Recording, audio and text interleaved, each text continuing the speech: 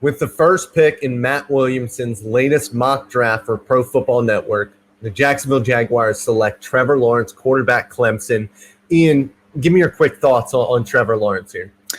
Yeah, it's going to be quick. There's not much new things you can say about it. I mean, he's been QB1 since the beginning of the college football season. Even before that, I mean, he has all the traits that you want physically and mentally.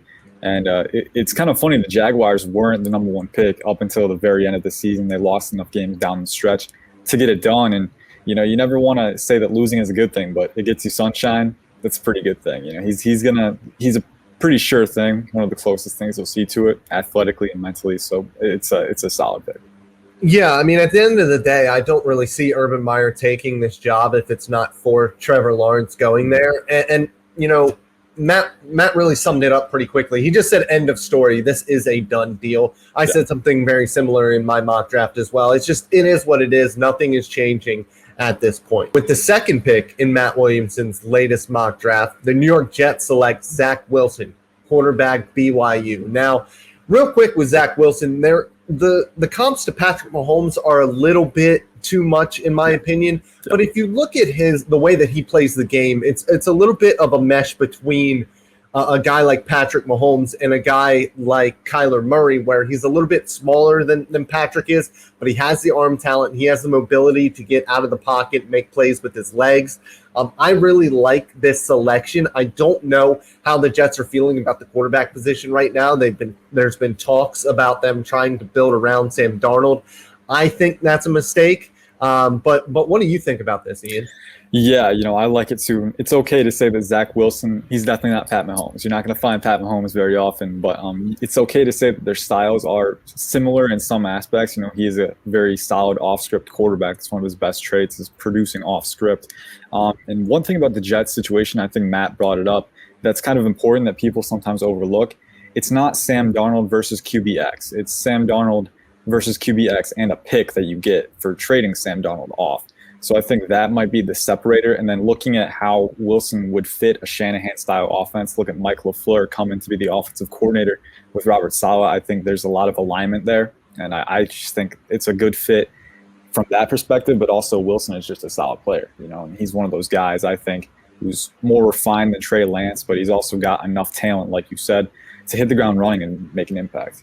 I agree. And just to wrap it up real quick, I think with the Sam Darnold situation, if he does have a decent year or a good year, what do you do with him at that point? Because you've had 4 years of bad football from him and then 1 year of really good football or good football. So what do you base your contract negotiations off of at that point? How expensive will it be? So I think it just muddies the water. I think it's time to cut ties and let him go and do his own thing somewhere else. With the third pick in Matt Williamson's latest mock draft for the Pro Football Network, Miami selects Penei Sewell, Oregon offensive tackle. What do you think about this pick, Ian?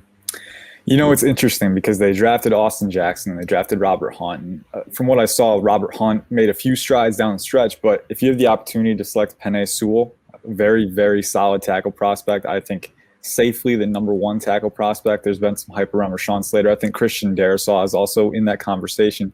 But I think Sewell has the combination of high floor utility and also high upside that you want to see out of your tackles. He's going to come in there right away and protect Tua Tagovailoa, incubate his development. To me, if you're Miami, that's the most important thing. You want to make sure that you can solidify that moving forward. So I think it's a good pick. There are some other options this early, but with Micah Parsons sliding in this draft, that kind of muddies the water a little bit. I think investing in the offensive line is always a safe bet, especially as we saw in the Super Bowl with Tampa Bay.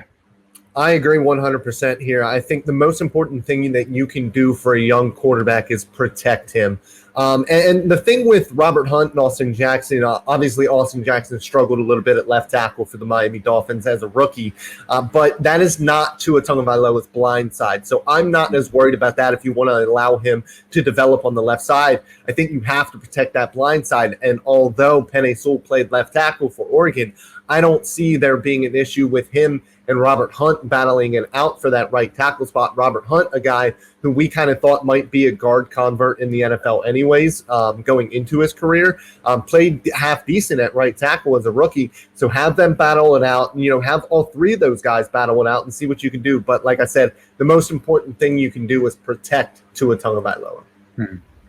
With the 4th pick in Matt Williamson's latest mock draft, the Atlanta Falcons select Justin Fields, quarterback, Ohio State. I think this is a fantastic fit overall.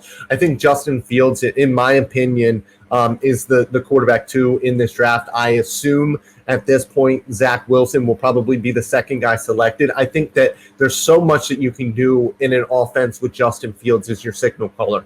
You can open up the run game with him. That'll allow your running backs, who in Atlanta are not studs at this point. And he has weapons to be able to throw the football to and help out, him as a rookie. The offensive line is a bit touch or go, but with his athleticism, you hope that he's able to make a few guys miss, improve in the pocket a little bit, because if there is one thing we've seen with Justin Fields and any of these guys, that are young, is avoiding pressure and dealing with pressure overall. But what do you think about the Atlanta Falcons going quarterback, Ian? Yeah, I like it. And I agree with Fields being QB2. I think he has the most physical talent out of those 3 guys. I mean, Trey Lance also very immensely talented, but you look at Fields, he has the best mesh of talent and refinement. I think that you're going to see beyond Trevor Lawrence. I also like the fit with Arthur Smith. It's very intriguing to me. Smith was a guy who engineered the comeback for Ryan Tannehill over in Tennessee. Tannehill, they're not, I think Fields is more athletic and more dynamic overall. But Tannehill, again, is one of those guys who can produce off script when he needs to. And I think adding that element for Fields in the Falcons offense would be good. And on top of that, sitting behind Matt Ryan for a year, learning the ins and outs of how to be a pocket passer and stand in the pocket and process a little faster and respond a little better against pressure. I think it's a good element for success in the future for him. And with the 5th pick in Matt Williamson's latest mock draft for the Pro Football Network, the Cincinnati Bengals select Kyle Pitts, tight end out of Florida. Ian, how do you feel about this? It's weird. I want to feel bad about it, but you can't really. There aren't many teams that can pick Kyle Pitts and you're going to feel bad about it. I mean, this is a guy who's he's a player. He's a legit player. He's listed as a tight end, but he can line up anywhere. He can make plays from anywhere, and he's a huge player too, 6'6", 240. So there's not a lot of bad things you can say about a selection like this. I would say this, if you're Cincinnati, after Joe Burrow got injured, season-ending injury, I feel like the offensive line has to be priority number 1. But at the number 5 pick, that's kind of an iffy spot for that. You could pick Darisaw, you could pick Rashawn Slater. That's been a mock in some instances. But, this class is also fairly deep at offensive line, I think. So you could also go there on day 2 and get a top-tier talent like Kyle Pitts. I mean, it's a solid pick for me. You're not going to hear me complaining about picking Kyle Pitts.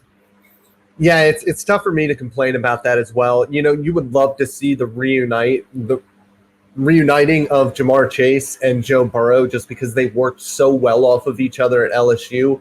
But overall, I think Kyle Pitts is the better player. I just do. Kyle Pitts is a freak of nature, 6'6", 245, like you said. He is a mismatch weapon. And honestly, as a Cowboys fan personally, I'm just happy Kyle Pitts isn't a Philadelphia Eagle. But with that, with the 6th pick in Matt Williamson's latest mock draft, the Philadelphia Eagles select Jamar Chase there he is. Of LSU. There he is. Listen, they need weapons in Philadelphia. They absolutely do. I don't love this fit specifically. Now, with the quarterback situation in Philadelphia, obviously you don't expect Carson Wentz to be there in 2021 at this point. But, I think what they really need more than anything is speed and separation, especially for a guy like Jalen Hurts, if he is the starter in this upcoming year. Now, if Wentz isn't there, I would look to go quarterback here, just because I'm not completely sold on Jalen Hurts. But they spent a 2nd-round pick on him. I can see them trying to go with him this year. But Jalen Hurts is not a guy who is going to work with Jamar Chase like Joe Burrow was able to. He's not a tight window thrower of the football. So I think overall, Devontae Smith or Jalen Waddle would be a better fit here. But Jalen Waddle and Jalen Reagor might be a little bit redundant at the end of the day for Philadelphia. So I understand where Matt was going with this pick. I just think I would rather take the separation of Devontae Smith over the contested catchability of Jamar Chase. But what do you feel about this one? Yeah, I'm kind of in that camp too, but I also think, Jamar Chase has been there's been some talk on Twitter where like he's not It's been wild. Yeah, I'm cool if you don't have him as your wide receiver one, but at some point you have to afford respect to his pure instincts for catching the football. I mean, this is a guy who can really just make a living on the outside, and I don't think he's as much of a liability as a speed guy, as a suddenness guy, as people let on. I do think he needs to develop his route tree a little more, and I think he needs to expand on those flashes that we see. But he does show flashes in the short and intermediate ranges of that suddenness, that ability to separate, and he also has the physicality to do it. So I think he's a complete receiver overall. The talent is not an issue for me picking him this high. Like you said, it's the fit. They need separation above all else. And while I don't think Chase is a liability there are some guys who that's their core competency, like you said. And, speaking of Devontae Smith, we were just talking about with the 7th pick in Matt Williamson's mock draft, he went with Devontae Smith, wide receiver, Alabama. What do you think about the fit in Detroit here? Well, as a native of Michigan, I can tell you their wide receiver play, especially without Kenny Galladay, it was not great in 2020. So I think getting this guy in-house is definitely a plus. And you look at Devontae Smith, I mean, the best way I can describe him, man, is he just wins. You don't expect him to. He's undersized, but with any other receiver, that'll be a red flag. But he kind of negates it because he's just so consistent and he's so workmanlike with his approach. I think this is a very solid pick, and I think he's a really great athlete too. That kind of gets underlooked, but he has the speed, he has enough suddenness, and he has the toughness too to be that kind of player. So I think it's a solid pick for Detroit. They need weapons in that receiving core, especially we don't really know what's going to happen with Galladay. He might come back, he might not. So getting that guy in there who can just come in and be that wide receiver one right away, I think that's a solid pick. I agree. And honestly, the fit in Detroit's kind of nice for them because even if 2 wide receivers somehow go before 7, I think any of the 3 are a good fit here in Detroit. They just need, like you said, help at the position. Devontae Smith, like you said, is a guy who can separate, and he's gotten comped to, a supercharged Robert Woods, and we've seen what Robert Woods was able to do in LA with Jared Goff. You would hope to see somewhat, similar success with a guy like Devontae Smith. So I do like this fit here quite a bit. With Matt Williamson's next pick in his mock draft at number 8, the Carolina Panthers select Trey Lance, quarterback, North Dakota State. I like this pick. I like the fit. I think whoever you choose in Carolina is going to be afforded the opportunity to sit for, a little bit of time at least. It might not be for the entire season, but to have Teddy Bridgewater there as a bridge, no pun intended, I think is really important, especially for a kid, a young man like Trey Lance, who has 1 year and 1 game of experience at, Division I AA. Even though it is a powerhouse in Division I AA, he was quite clearly the best athlete on the field wherever he played, whoever he played, when he was at North Dakota State. So getting those reps against NFL talent, I think is going to be really important for him early. He has all of the talent in the world, and honestly, he might have the best just pure physical tools in this entire class. And so it'll be really interesting to see how, the class overall falls, but how this fit in Carolina ends up with Matt Rule and Joe Brady. Mm-hmm. Yeah, I agree. I mean, you look at the situation he's coming into, it was very smart of them to lock down Bridgewater for multiple years because they can bring in this guy and he doesn't have to rush it. He doesn't have to come on the field right away. He can learn the ropes over time. And I think sitting behind Bridgewater is definitely a good thing for him. You also look at the situation, like you said, Joe Brady. I mean, there's not many offensive coordinators I want to play for if I'm a coach, if I'm a quarterback. He's a young, up and coming offensive mind. He's got a lot of weapons in that tool chest to work with. DJ Moore, Robbie Anderson. We don't know what's going to happen with Curtis Samuel. But if he leaves, I imagine he'll try and recoup that in the draft. So I think that, Lance coming into this offense, getting to learn from Bridgewater, who was also a high pick at quarterback, so can teach him to manage the expectations, how to, kind of block out the noise and just get to work. I mean, I think that's a very solid situation for him and one that could help incubate his development down the road. Agreed. With the 9th pick in Matt Williamson's latest mock draft for the Pro Football Network, the Denver Broncos select Caleb Farley, cornerback, Virginia Tech. You like this one? I do. Yeah. They just released AJ Boye today, so it was already a need. Now it's kind of just out in the open. What I've seen from a lot of people, including some of our guys at PFN, is that Caleb Farley is the quintessential Vic Fangio corner, and I have to agree with that. You know, he's long, athletic, very smooth, very fluid in coverage. He opted out, so you know he wasn't super high. His stock was kind of in limbo, but he's good enough on his 2019 tape where you know there's something there, something worth a top 10 pick. And I think that he has the athletic tools to be a very good corner, the best from his class. And, you know, playing behind a Fangio front seven, you know, it's always generating pressure in different ways. I feel like that could be a very good thing for him.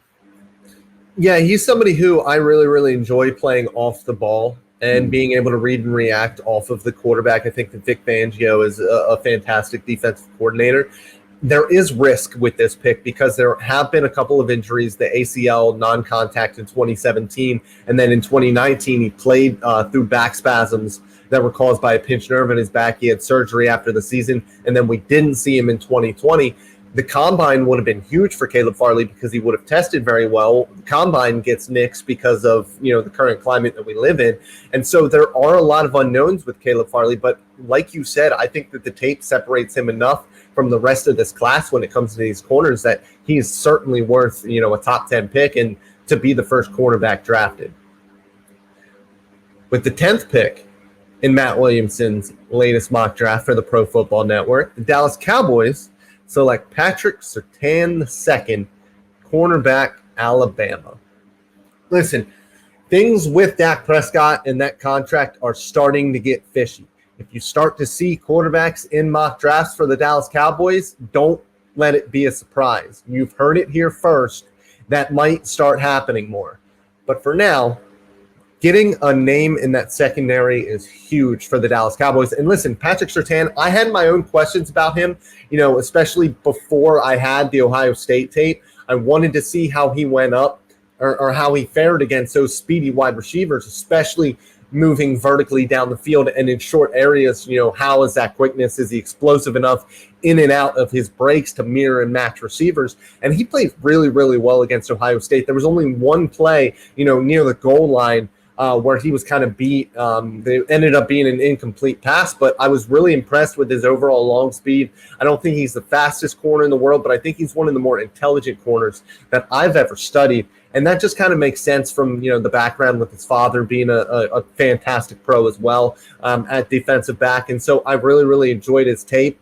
And I think that he's going to be a super solid pick matching up, you know, on the opposite side of his former teammate, Trayvon Diggs. How do you feel?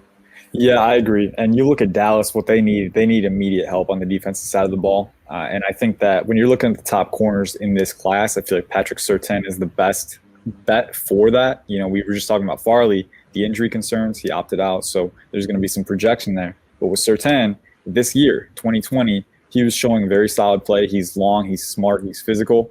There's not many bad things you can say about him. And like you said, like, he's not the fastest guy, but it's not a liability either. For his play style, he plays very well. He plays very smart. He knows how to position himself, but also use his length to disrupt passes.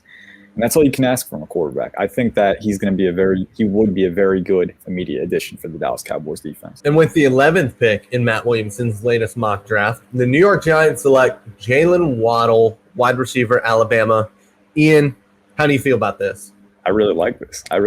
I think Jalen Waddle is, you know, people kind of pass him off as just a gadget receiver, but he's a complete receiver. He is. You know, he's got that speed that underlies his style, but he can separate. He can rise up for passes. He's got that vertical athleticism. He's just a dynamic player all around. And him with Darius Slayton, I'm not going to say it's a complete antidote for Daniel Jones's development, because I think there's something that the coaches need to do with Jones there, but I do think giving him more weapons is the best bet. And when you put Waddle in that equation, you know, that just seals the deal. He did have that injury, but he came back and played on it, which was very impressive, showed toughness on top of his trace. So this is a very solid pick. He's a guy who could go top 10. with his talent, but there's some other things that could bump down too. So yeah, I mean, the scariest thing for me as a Cowboys fan is to see him go to the New York Giants or the Philadelphia Eagles, and he went to the Giants here, and that's absolutely terrifying, especially for a Cowboys defense that lacks speed. And so a guy like Jalen Waddle, and I think what you said is super important. He is very, very far from just a gadget receiver. He is a complete receiver.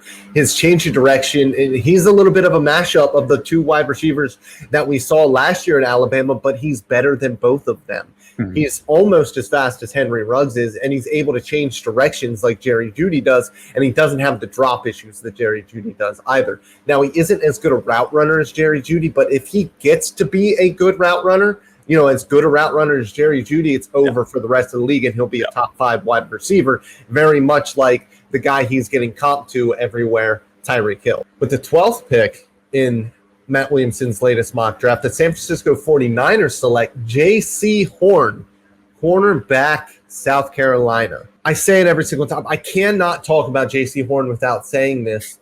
He is an a-hole. He wants to punch you in the mouth. And listen, there's some times where he will punch a dude in the mouth. During the play, after the play, he wants to get in offensive wide receivers' heads.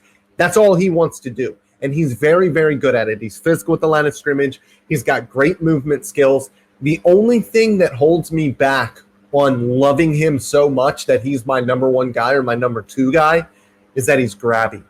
He's very, very grabby in transition, especially hard transitions, and that's something that he's really going to have to work on. He really likes to guide those hands in on the hips.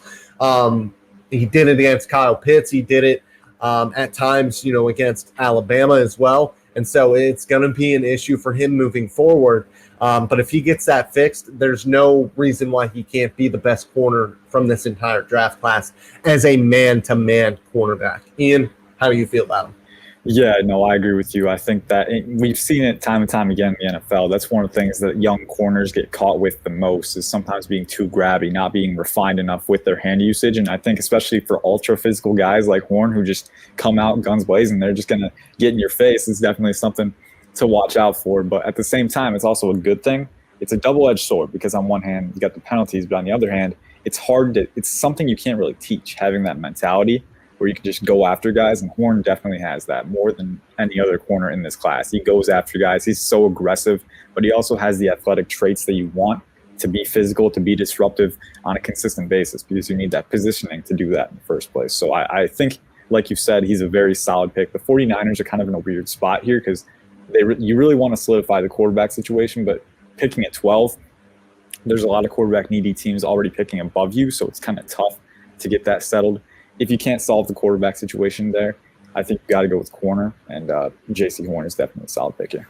And with the 13th pick in Matt Williamson's most recent mock draft, he has the Los Angeles Chargers selecting Rashawn Slater, offensive tackle, Northwestern. How do you feel about the fit here? I really like it. The Chargers have had one of the worst offensive lines for, God, I can't remember. It's been a while. And now that you have Justin Herbert there, clearly a very talented quarterback, you got to protect him to the best of your ability. And I think Rashawn Slater, I think the hype has been a little too much. Seeing him at 5, I'm not sure that's quite where I would pick him. But at the same time, this guy, he's a little undersized, but he just swims across the field. I mean, he just flows so easily, and he's physical at the contact point too. Just a very solid, steady player who can project very well to, I think, tackle and guard. You can move him around if you want to. I think for Herbert, this is another one where it's a high floor, high upside pick, and that's kind of what you want at offensive line. You don't want to take those gambles at 13 where he has a low floor, but the tools NFL coaches tend to gravitate to those. I think Slater has enough of a high floor where you can say, okay, we can file this guy in, and he's gonna help make our line better. I agree, and I think part of the possible, overrating or overdrafting of him in these mock drafts kind of comes from the aura or the legend of his game against Chase Young in Ohio State. Yeah. But overall, he was really solid. I watched him go up against Chase Young, AJ Epinesa, and Zach Bond, and really the only guy he did have issues with was Zach Bond, with a little bit of speed coming off the edge. And so for me, like I already said, earlier with the Penei Sewell pick, drafting an offensive tackle and trying everything that you can to protect your rookie or young quarterback is of utmost importance. And so taking a guy like Rashawn Slater here is a really, really nice pick. I personally prefer Christian Darrisaw at tackle over Rashawn Slater, but I know already that the NFL is going to prefer Rashawn Slater, and that is at least how it seems. And listen, he's a good enough player to warrant the number 13 pick, so I am not going to cry about this. With the 14th pick in Matt Williamson's latest mock draft for the Pro Football Network, Minnesota selects defense because they need to. That would be Gregory Rousseau, edge Miami. I'm lower on Rousseau, and I think a lot of people, in media and especially on Twitter are lower on Rousseau, but you cannot argue with the production that he had as a position convert in his first or second year at the position. He still does not know what he's doing, and he had 15 and a half sacks. That is freaky. And so you're going to gravitate, like you said, with offensive tackles, you're going to gravitate towards that upside.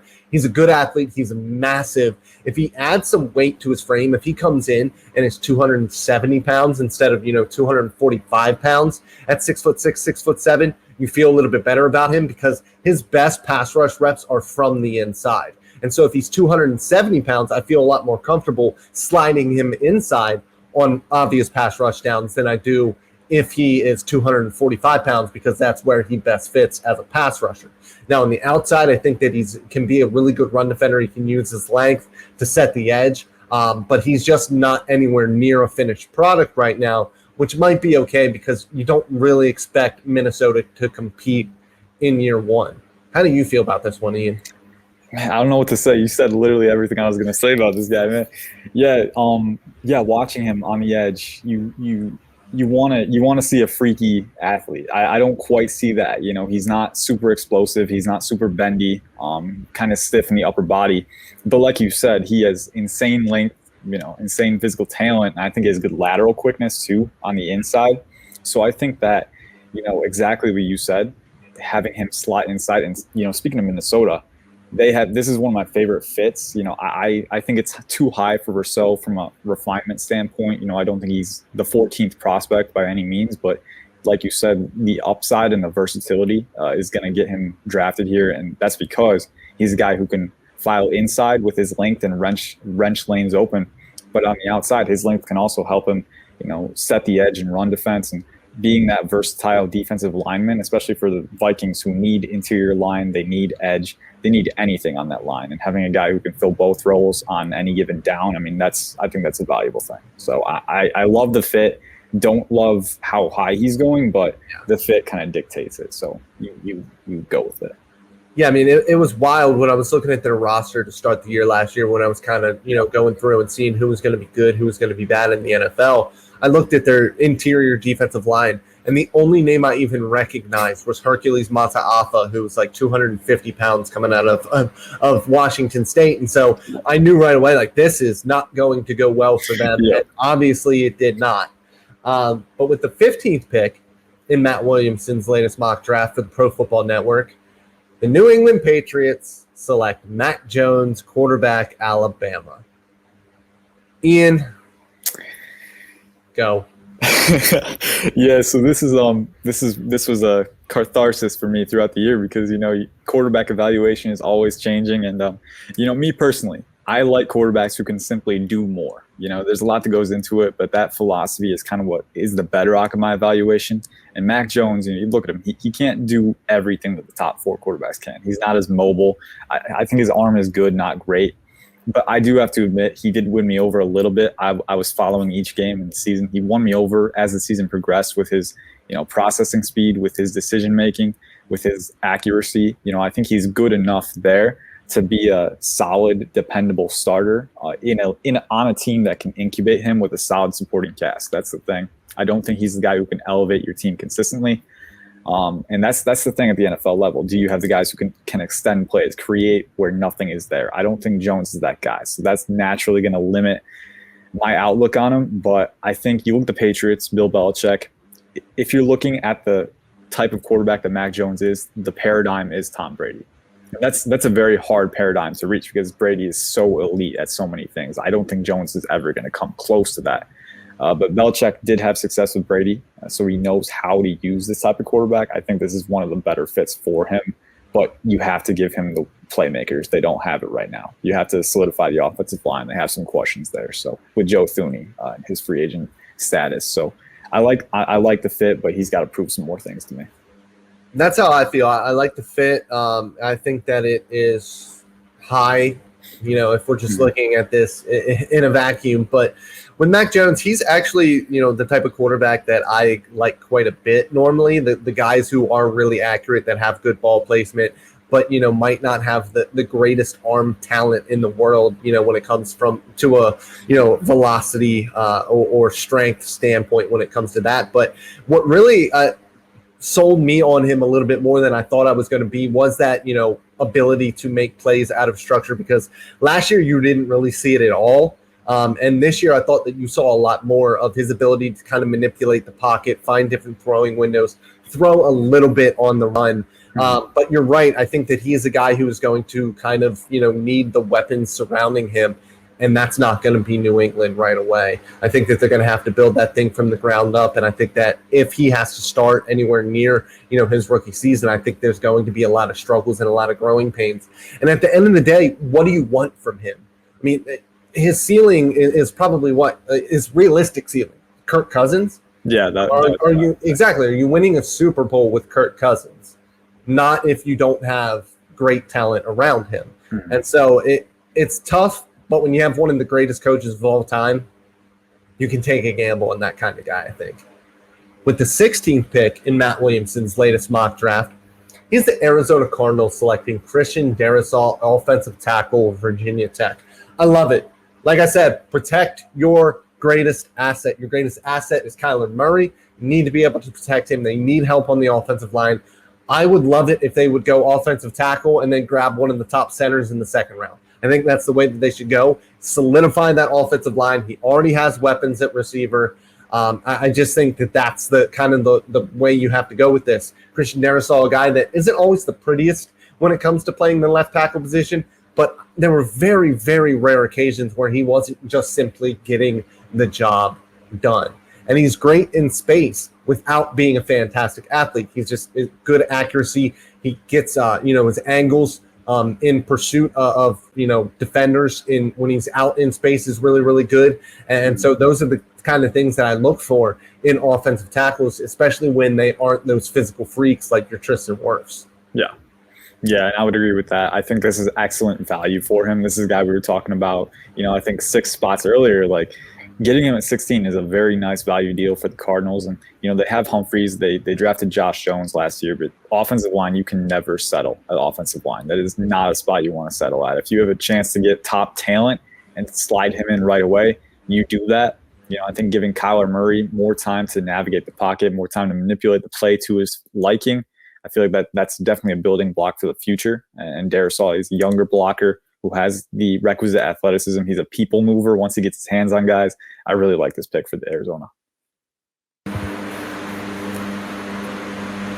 With the 17th pick in Matt Williamson's most recent mock draft for the Pro Football Network, the Las Vegas Raiders select Micah Parsons, linebacker from Penn State. How do you feel? I like the value. I like the value from a talent perspective. I mean, the Raiders are a team with Clelin Ferrell and Max Crosby not getting the consistent impact along the edge that they've been seeking. I feel like Parsons is a guy, you can move him around the edge, you can put him at inside linebacker, you can just move him all around, and he can kind of fill those gaps as a chess piece on the second level. There are some concerns off the field that he may need to atone for later in the offseason, and that might be what causes him to fall. Although in Tony Pauline's mailbag today, he said that, if anything more than what came out earlier was there, then there might have been greater repercussions. So we might not see as big a drop for Parsons in the draft, but I love the value. I feel like this is as far as he drops, right? I mean, with his athletic talent, with his upside, with that projected versatility where you can move him around to be flexible, someone's going to pounce at some point. And I think that 17 is kind of the floor for him with the Raiders, because they definitely need that talent on the second level. And Micah Parsons is a really good fit there. I agree, and I really like what you said about the pass rush, because that is something that they need to improve upon, and that is, I think, his greatest asset as a linebacker at this point in his career. I think that mentally he's still got to get it when it comes to processing, blocking schemes and being in the right place at the right time. But he has the physicality, he has the speed, he has the ability to tackle, he has the athleticism to cover. You just didn't see him do it a lot at Penn State, and so that's a bit of an unknown. But like you said, the upside is certainly there, and Las Vegas loves their athletes. They love their big school guys, and it's kind of surprising that a linebacker has fallen all the way to 17 for the first one to go anyways. And so, yeah, I think that this is good value for Micah Parsons.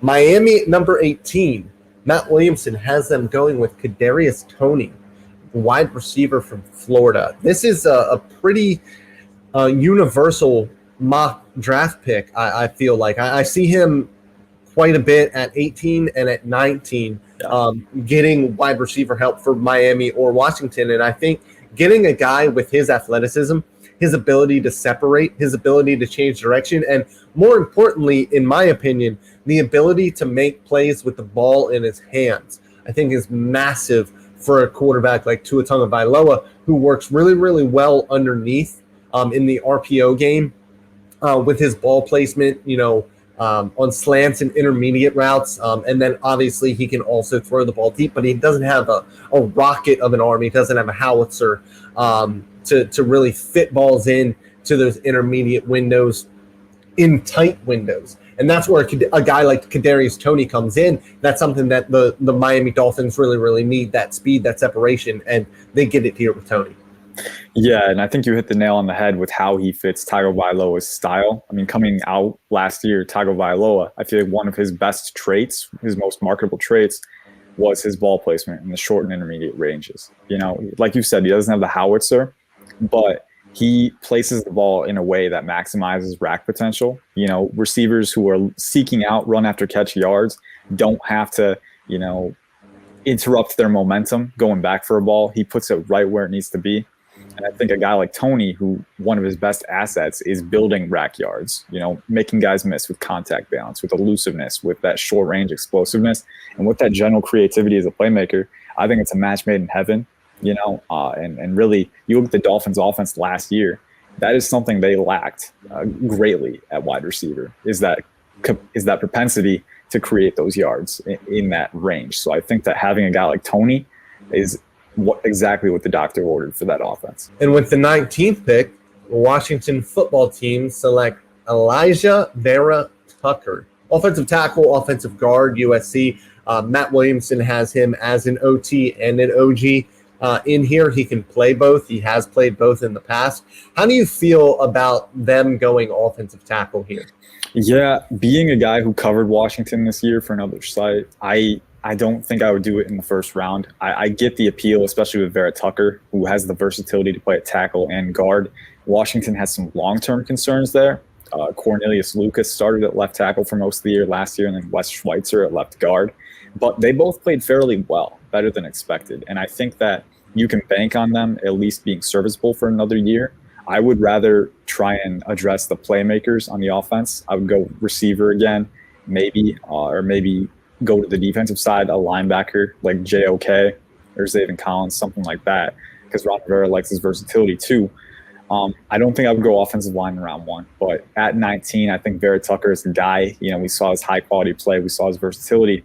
If you're going to get a guy who can provide security there, he's one of the better options. I might go with someone else, but I'm okay with the player. In terms of positional fit, I would probably save that for day 2 or early day 3 for Washington, because they already have, and they drafted Sadiq Charles last year too, who's also highly regarded as a developmental player. I really wish that I could disagree with you here, but I don't. I don't love this pick. I think that Washington, for me, the biggest thing for them is playmakers, right?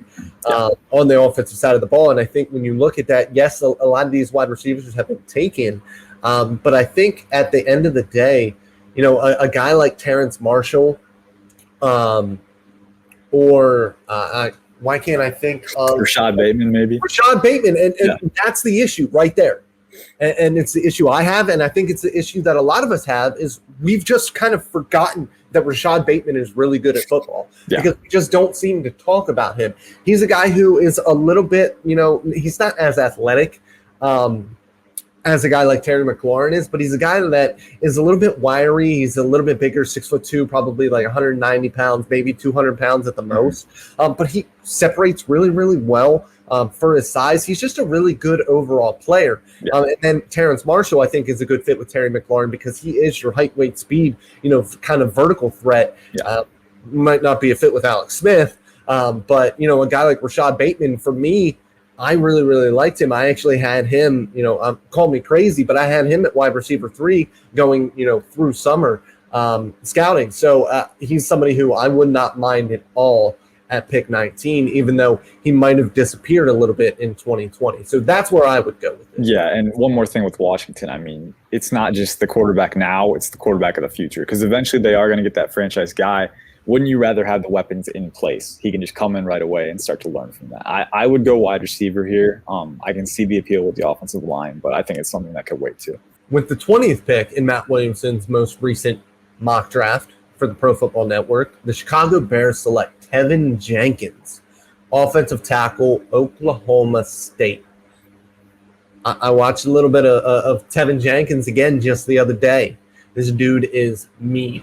Yeah. And that's what you love to see. And I think that type of attitude, when you look at the fits for a guy like TEVEN JENKINS, it's Chicago. And this might just be a little bit of the orange, but Chicago, the colors kind of remind you of a Pittsburgh guy, the attitude like a Pittsburgh guy.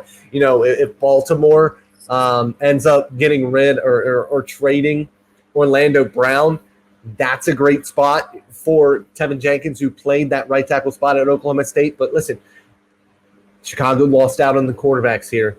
And if you lose out on the quarterback, try to protect the quarterback. They could go receiver here. They could have went with Rashad Bateman as well here. But I think going with the offensive line is not a bad pick here. How do you feel about it? Yeah, I'll never forget my mock draft during the season. The biggest complaint I got was Bears fans saying, you need to go offensive line in round 1. And so I can definitely see what's going here. They definitely need, it's weird. They have a lot of guys who've been starters there for a long time. I think Bobby Massey, Charles Leno. But the thing is, you should never get complacent, especially on the offensive line. If you can get better, do it. As far as TEVEN JENKINS is concerned, I'm not sure if he's an immediate upgrade. I think he's a good athlete. I'm not sure if his length is top tier for an NFL tackle. That might be an issue. But like you said, he's mean, he's powerful, he's dense. I think that alone will give him the upside that can warrant this pick. I have him more as a day 2 player, but I can definitely see him, especially with Alex Leatherwood. You look at, I think Jenkins, he has a little bit of experience at guard, and his length suggests that maybe he could translate there a little bit, be a versatile player. And you look at the Leatherwood, he's kind of viewed in the same mold. He kind of struggled to attain consistency at the Senior Bowl. So I think that maybe this is one of the precipitants of that situation, is Jenkins kind of rising up the board because of it. Athletic testing and pro days will be able to shed more light, but he's a riser, I think. And you look at the tape, that physical mentality is definitely something you want from an offensive lineman. And with the 21st pick in Matt Williamson's most recent mock draft, the Indianapolis Colts selected Kwity Paye, edge rusher, Michigan. How do you like the fit here? I really like it.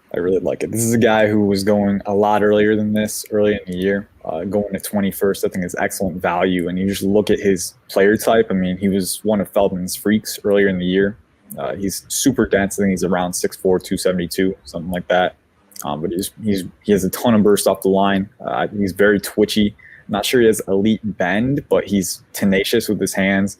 And very, aggressive, and then just explosive off the line. I mean, those are 2 traits that you really want. He's still developing in terms of his hand usage, but he's on his way, and I think he has enough of a physical foundation where you can say, hey, this is a guy we can build our pass rush around. So I think for Indianapolis, who they always are adding athletes on the edge, and they've shown they can develop them, I think this kind of follows what their trends would do, and I think that you can expect them to develop too. So I think this is a good pick for Matt.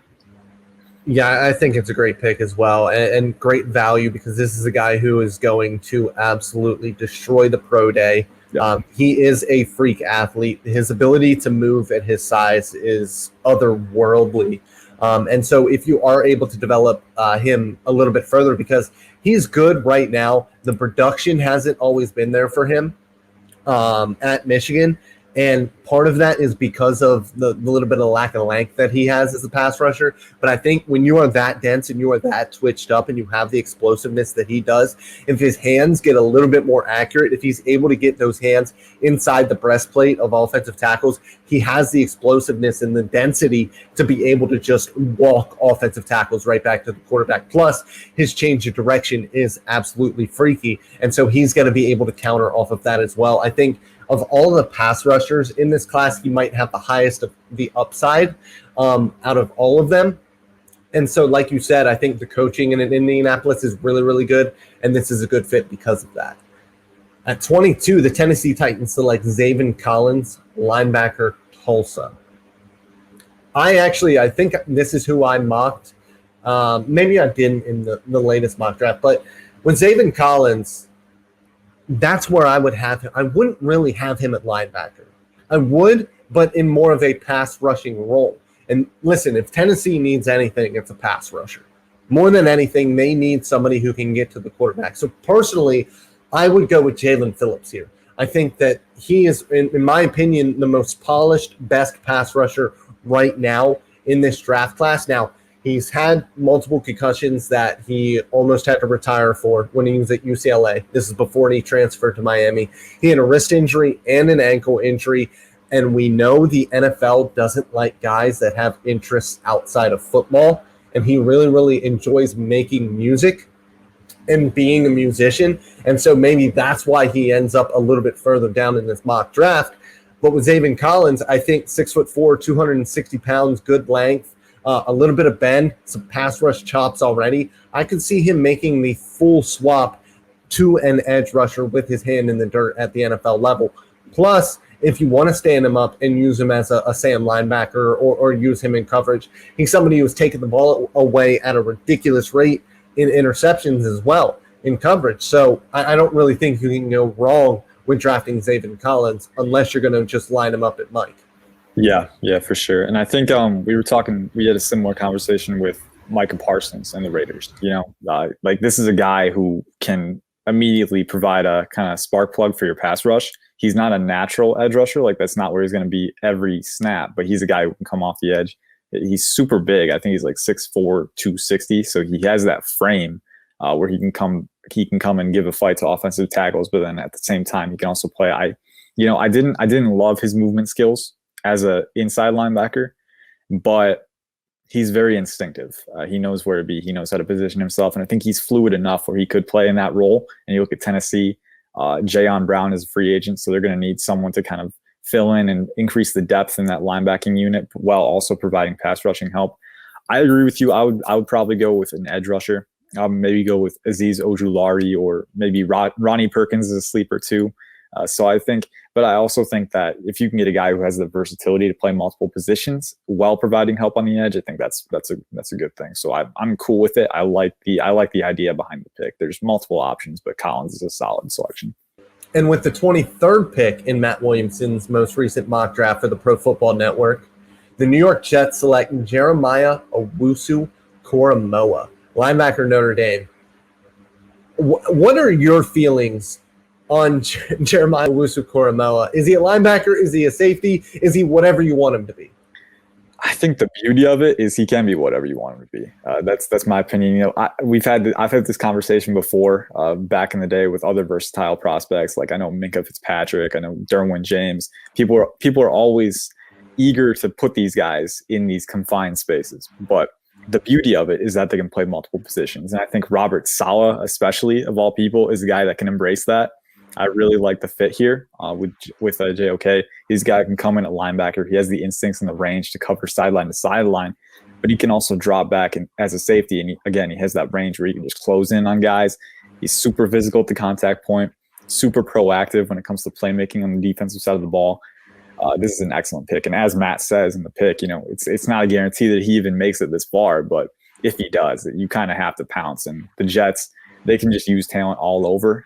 There's not really a position that they need to kind of funnel themselves into at this point. You can kind of just take the best player available, and I think he has a good case to be that at this juncture. Yeah, I wouldn't mind seeing JOK go in the top 10. I really wouldn't. I think, and this is going to be hot takey, I know, but I'd use him like Jamal Adams. I think that he might be a better athlete than Jamal Adams overall. I mean, this dude flies around the football field at 215 pounds. And he has the ability to rush the passer. He literally played as a slot corner most of the time for Notre Dame whenever they were in, playing spread offenses. And so, yeah, do whatever you want with him. I am a little bit worried that an NFL team is just going to say, hey, you're going to play will linebacker, and things aren't going to go extremely well for him at first. I think that he's going to have to work on his physicality when it comes to taking on blocks from that position. I think from the edge, coming from, the slot position or from, an overhang position, I think that he's super physical against blocks. But I think from the linebacker spot, I think there's a little bit of indecision at times. But he is one of my favorite players in this class just because he is such a darty player. I mean, he just darts around the field. And so I really, really do enjoy this pick quite a bit. With the 24th pick in Matt Williamson's most recent mock draft, the Pittsburgh Steelers select Najee Harris, running back, Alabama. I love this pick. Najee Harris is a Pittsburgh Steeler running back. Yep. He just is. And I'm very, very much team no running back in the first round. I am a running backs don't matter guy. Najee Harris is about as close as it gets to mattering, especially for a quarterback in the later part or the very end of his career in Ben Roethlisberger, who does not want to hold on to the football for more than 2.3 seconds at a time. And so a guy that can catch the ball out of the backfield on swings and little, Texas routes and things of that nature. At 6'2", 230 pounds, you should not have the athletic ability, the ability to, make people miss. But he has it all. The only thing he really doesn't have is the, crazy explosiveness from a long speed perspective. But that's my least valuable trait as a running back.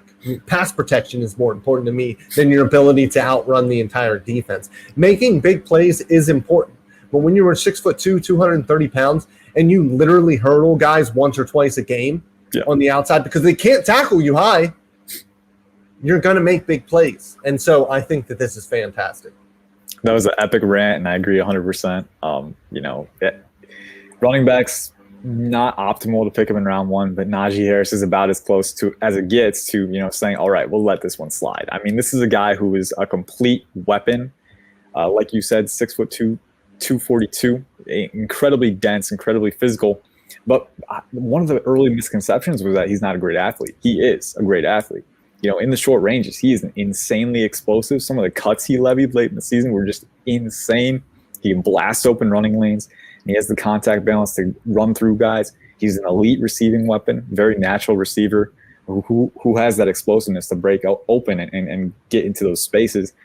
This is an excellent pick. And like you've said it, the most important thing, he's the Pittsburgh Steelers running back, quintessential Steelers running back. And I think for a team, not just for Roethlisberger late in his career, but also for whoever takes the reins, having a guy who can come in and establish that running game while also being a safety blanket in the passing game is going to be huge, and also providing pass protection. So I think this is about as good as it gets for the Steelers. If you're not going to get an offensive tackle, get a guy who can help make their job easier. So I 100% agree with that. At pick 25, Matt Williamson has Jacksonville selecting Christian Barmore, defensive tackle, Alabama. How do you like this fit here, Ian? Yeah, I really like this fit. I think interior defensive line is one of the areas where you don't want to neglect it. Kind of the trenches, it's a common theme here. But this defensive tackle class was one where we didn't really know who the top dog was. And then Christian Barmore came late in the year and said, hey, it's me. He took charge. He's an athletic specimen at his size. He's got just massive clubs for hands, but he's also explosive. I think he's fairly flexible for his size, just a ton of athletic upside. And for the Jaguars, who kind of have a dearth of talent in that range. Having a guy who can get right to the quarterback, but also hold his own and run defense is a valuable thing. And I think that at this juncture, picking that guy and kind of making the first domino fall at that position, having the opportunity to kind of take your pick of the litter is a valuable thing. And I think that Barmore is definitely the top defensive lineman in my opinion. I think it's a good pick. Yeah, I do too. I think with the upside, you can go with that. I don't think the Jacksonville Jaguars are in a position to compete right away unless Trevor Lawrence just comes out of the gate and is an elite quarterback at the NFL level right away, which, as good as he is, you can't really expect from a rookie quarterback.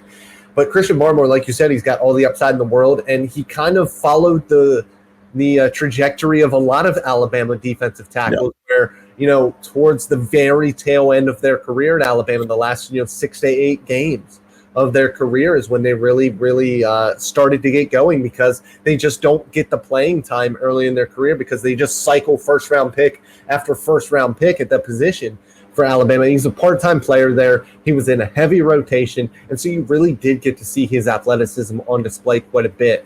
I have my questions about his consistency just because he did show up so late in his career, but the athletic upside and to get the best player at the position at pick 25 in a draft, I think is important to a lot of teams. They can say, hey, we got the best guy at his position at pick 25. And I think that that's big for them. But with pick 26, Matt Williamson has the Cleveland Browns selecting Jalen Phillips, edge rusher, Miami. To me, he's the best pass rusher in this class based off of his 2020 tape. I thought he was outstanding. I think that he's the perfect blend of explosiveness, bend, and technique. And I think that he offers a little bit of versatility if you want it. Now, I don't think that they'll use him necessarily in that role. If he ends up going to Cleveland, he will be a predominant just pass rusher. But to line him up opposite of a guy like Myles Garrett is huge. And to be able to learn from a guy like Myles Garrett, because, Jalen Phillips was a former number 1 overall recruit. He has the pedigree.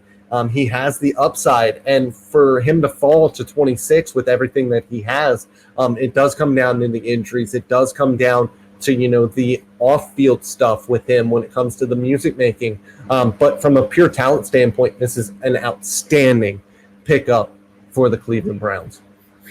Yeah, I would agree with that, and I would take it a step further. Well, not really a step further, but going off of that same vein, we talk about Gregory Rousseau at the 14th pick. I think Phillips you can make a really compelling case that he's actually the better of the 2 Miami edge rushers.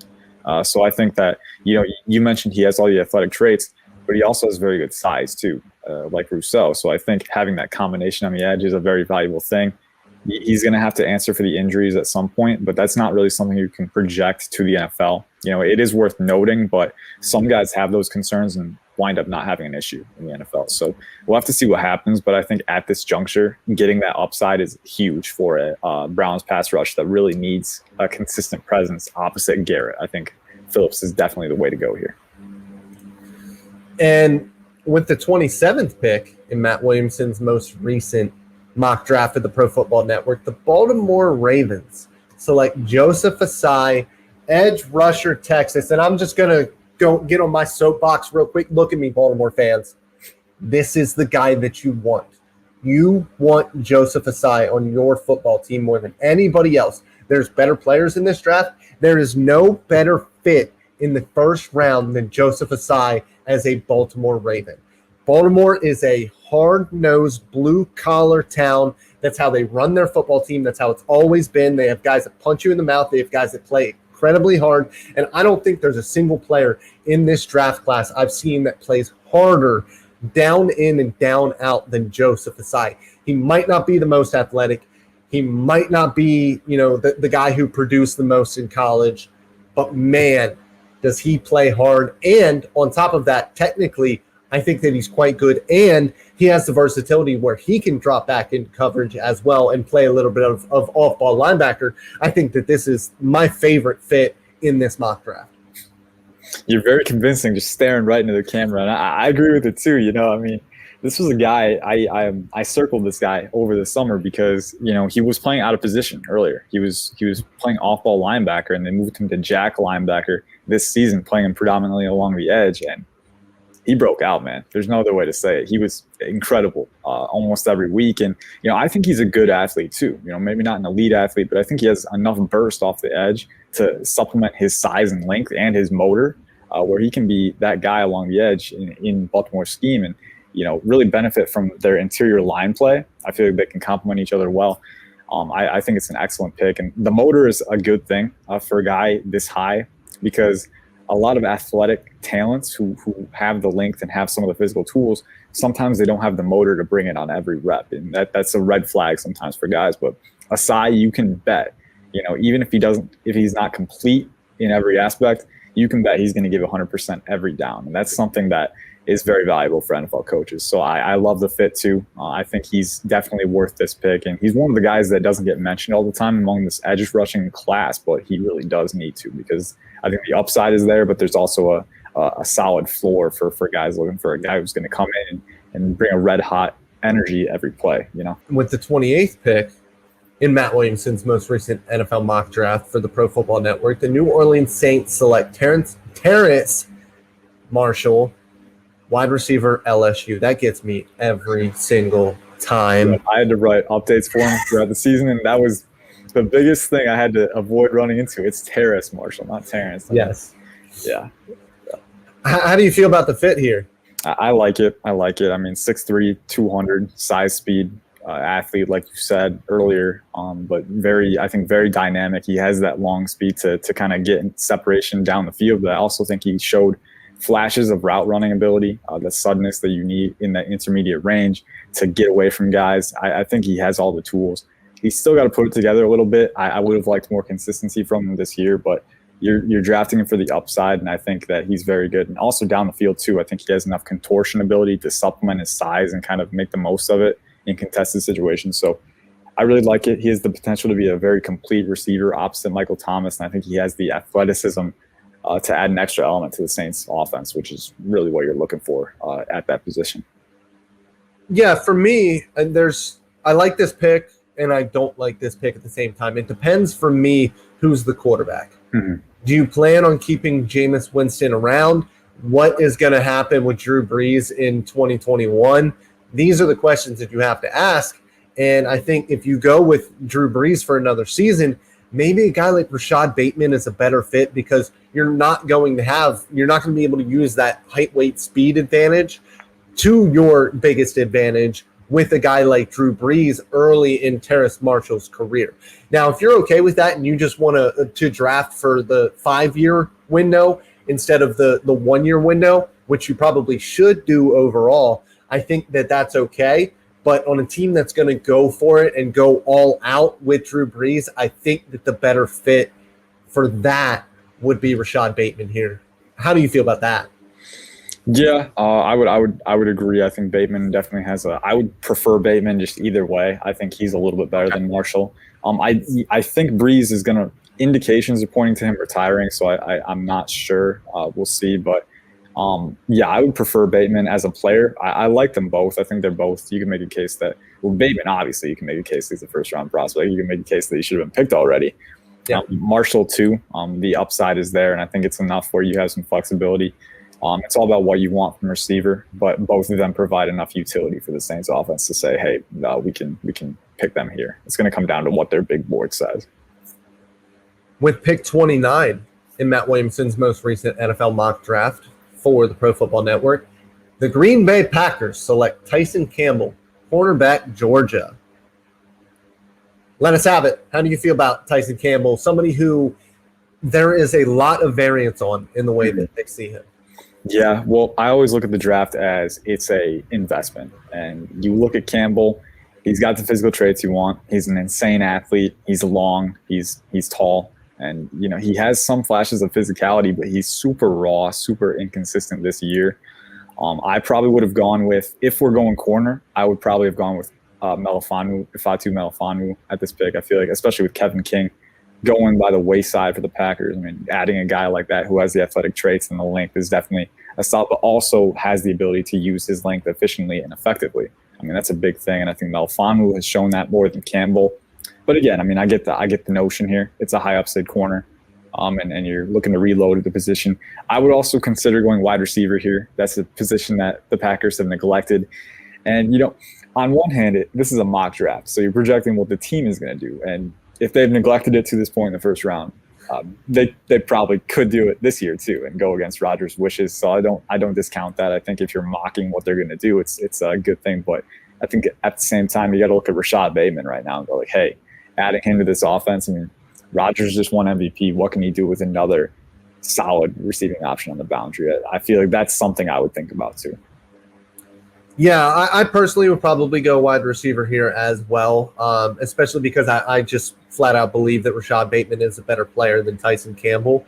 I understand the Melifonwu pick as well, and personally, I love Ifeatu Melifonwu. He's one of my favorite players in this draft class, and I would have him go much higher depending on the situation. But Tyson Campbell is very high upside. He's somebody who, at 6'2", 190 pounds, like you said, he's shown the physicality at the line of scrimmage. It's not always there.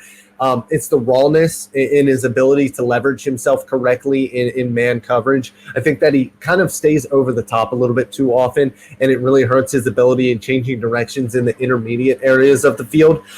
For me, he's somebody, like you said, he's a freak athlete, and I think that if you're going to bet on that upside, much like the Green Bay Packers did with Kevin King, I mean, I can see Tyson Campbell, and Packers fans might not want to hear this, but I could see Tyson Campbell having a similar career where he makes big plays, he lets up big plays, and that's just kind of what you have to deal with opposite of your legitimate CB1 in Jair Alexander. Mm-hmm. The Buffalo Bills at number 30. Finally, Azeez Ojulari is off the board, edge rusher, Georgia. Why are we allowing the Buffalo Bills to address one of their biggest needs with one of the most high upside guys in this draft class? Why are we letting this happen, Ian? I don't know, man. It's just how the cookie crumbles sometimes, I mean, it's some teams just end up having a reason to celebrate how the draft board falls, and I guess maybe Matt's a closet Buffalo Bills fan. I don't know, but I mean, this is a home run here. You look at Ojulari, you can say he's a little undersized, but he brings everything you want to see from an undersized player. He has the motor, he has insane burst, the bend, the flexibility, and the closing speed in the pocket. I like the flashes where I can see him, he accelerates as he's bending around the edge, which that's always something you love to see. You love to see the edge rushers multitasking, because so many edge rushers can employ one trait, but using two at the same time and kind of adding to it is something that not a lot of people can do. We saw that from Ojulari, and I think adding him to a Buffalo Bills edge rushing unit, I think Jerry Hughes is still there. I think Trent Murphy is still there. He can learn from those veterans and continue to add to his game. That's going to be hugely valuable for him and for a defense that I think needs to take a step back. They kind of regressed a little bit this year. So adding to that pass rushing unit and getting back on the page that they were in 2019 is definitely something that you can do. And if you're gonna pick anyone to do it, I think Ojulari helps you the most. Yeah, and so he had a sack against Auburn. He had 2 sacks against Tennessee. He had 3 against Cincinnati. He had 1.5 against Kentucky. But the game that impressed me the most from Azeez Ojulari was the Alabama game. They pulled offensive guards and offensive tackles on him, and he was as physical as I could ever believe a 240-pound edge rusher would be with a guy like Deontay Brown coming straight at you. He was trying to blow up that point of contact on those pullers. He was doing a really nice job of going opposite shoulder and doing his job and just blowing those guys up, being assignment sound. And you love to see a guy like that, a bendy edge rusher, be a team player like that and sacrifice his body, his smaller frame against these massive offensive linemen from Alabama. So that's the game that really got me sold on Azeez Ojulari's upside and his ability at the next level. Buffalo getting him is it's a steal for them.